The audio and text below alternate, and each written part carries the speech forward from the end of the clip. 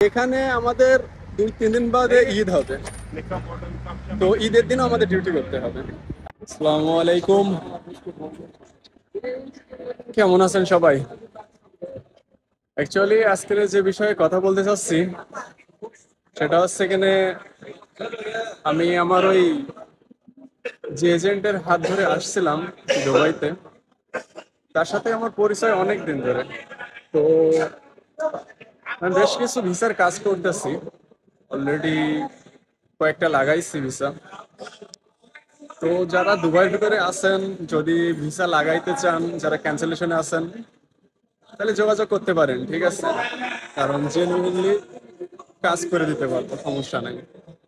কারণ এর ভিতরেও অলরেডি 4-5টা লাগাইছি, তো কোনো চিন্তা নাই।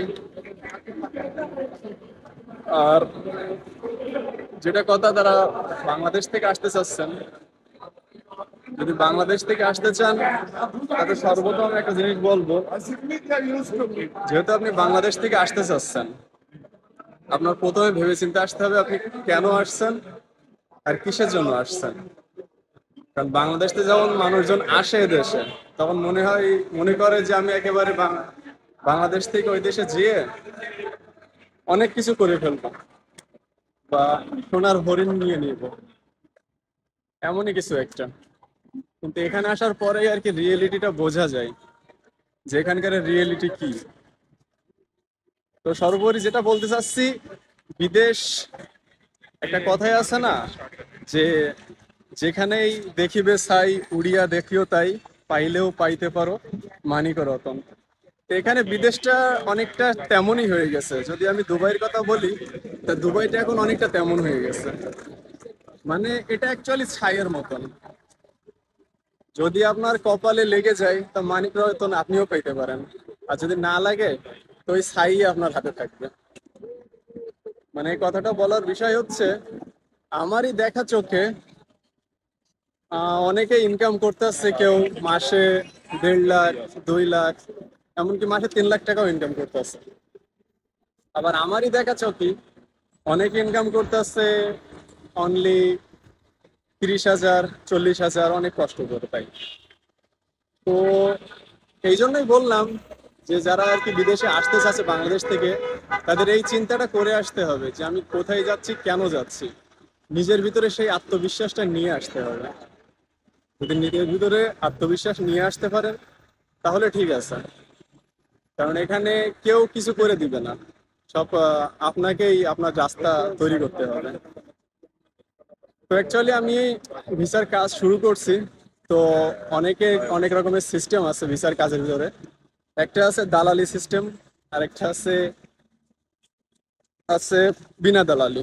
তো বিনা দালালি বলতে কি, আমি ভিসা লাগাই দেবো শুধুমাত্র, কিন্তু কাজ দিয়ে আর কমিটমেন্ট দিব না। কারণ সবাই মনে করবে যে আমি এমন কাজ অমন কাজ, পরে দালালে গালাগালি খাই, ঠিক আছে, এজেন্টে গালাগালি খাই, অমন কাজ করা যাবে না। ঠিক আছে, মানুষ সবাই যখন বাংলাদেশ থেকে আসে মনে করে যে অনেক সুখের বিদেশ। তো বিদেশ তো অ্যাকচুয়ালি অতটা সুখের না, ঠিক আছে? তো সেই হিসেব থেকে আমি বলবো, যদি কেউ আসতে চান তাহলে ভিসা লাগাই দিতে পারবো। আর কাজে লাগাই দেওয়ার বিষয়টা পরে, যেটা আমি হাতে নিব না। যে আমি আপনার কাজে লাগাই দিব এমন কোনো গ্যারান্টি আমি নেব না। তবে আমি আমার চেষ্টা করব। যেমন আমি কিছু লোকের অলরেডি কাজে লাগাইছি, ইমার্জেন্সি কাজের দরকার ছিল কয়েকটা জায়গায়, যে ইমার্জেন্সি লোক চলে গেছে, তো তারা আমার সাথে কন্ট্যাক্ট করছিল, ভাই আমার লোকের দরকার। তো যারা বেকার ছিল আমি সেখানে কন্ট্যাক্ট করলাম, করে এমন লাগাই দিয়েছি। তো এখানে না আমার কোনো প্লাস পয়েন্ট আছে, না আমার কোনো লাভ আছে, ঠিক আছে? তো হয়তো আমি যেসব লোক নিয়ে আসবো তাদের কিন্তু আমি বলবো না যে তাদের কাজের আমি গ্যারান্টি দিব না। কিন্তু তারা যদি আসে বা বেকার থাকে, বা তাদের যদি কেউ থাকে তারা কাজ টাজ না দিতে পারে, আমার হাতে কাজ আসলেই আমি তার কাজ দিয়ে দেবো, ঠিক আছে? এটা হচ্ছে বড় কথা। আর আমি আগের ভিডিওতেও বলেছি যে দুবাইয়ের অবস্থা এখন অতটাও খারাপ না, মোটামুটি ভুললেই কাজ পাওয়া যায়। তো এই দিক থেকে যদি এখন দুবাই কেউ আসতে চান তাহলে আসতে পারেন, একেবারে যে খারাপ তাও না, ঠিক আছে? কারণ বাংলাদেশের থেকে বাংলাদেশের যে অবস্থা পরিস্থিতি সেটাও তো দেখে আসলাম। সবচাইতে বড় কথা হচ্ছে, আমরা যখন বিদেশে থাকি তখন আমরা আমরা হচ্ছে চোর, যেটা বেঁধে মারি খাই, ঠিক আছে? চোরের অনেক বেঁধে মার দিলে ও অনেক খাইতে পারে, কিন্তু ছেড়ে মার দিলে চোর খাইতে পারে না। এই বাংলাদেশে যারা আছে তারা হচ্ছে ছাড়া চোর, মারতে চাইলেও মারতে পারে না। আর আমরা সপ্তাহে 7 দিন, মাসে 30 দিন, আর 12 থেকে 14 ঘন্টা ডিউটি করি। তো এই ডিউটি যদি বাংলাদেশে করা হয়, ইনশাল্লাহ একটা ভালো অ্যামাউন্ট হয়তো বাংলাদেশেও কামানো যায়, কিন্তু সেটা তো কেউই করবে না।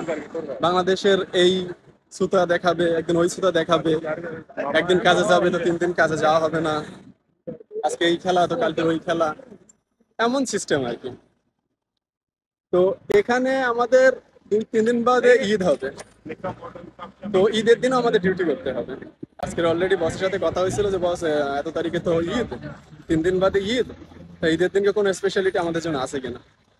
তো রোজার ঈদে আমাদেরকে 1 ঘন্টা করে, 1 ঘন্টার আগে ছুটি দেওয়া হয়েছিল, মানে অন্য দিন 12 ঘন্টা ডিউটি হয়, আর রোজার ঈদের দিন 11 ঘন্টা ডিউটি হয়েছিল, ঠিক আছে?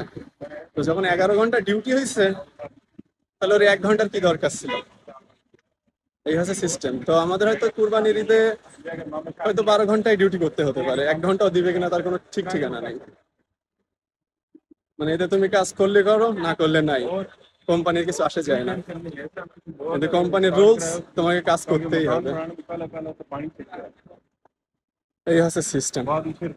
তা সর্বোপরি যেটা বলতে চাচ্ছি, যদি কেউ আসতে চান বা এখানে আসেন, কেউ যদি ভিসা লাগাইতে চান, যোগাযোগ করেন, ইনশাল্লাহ কম প্রাইজের ভিতরে আর জেনুইনলি ভাবে কাজ করে দেওয়া যাবে, কোনো সমস্যা নাই।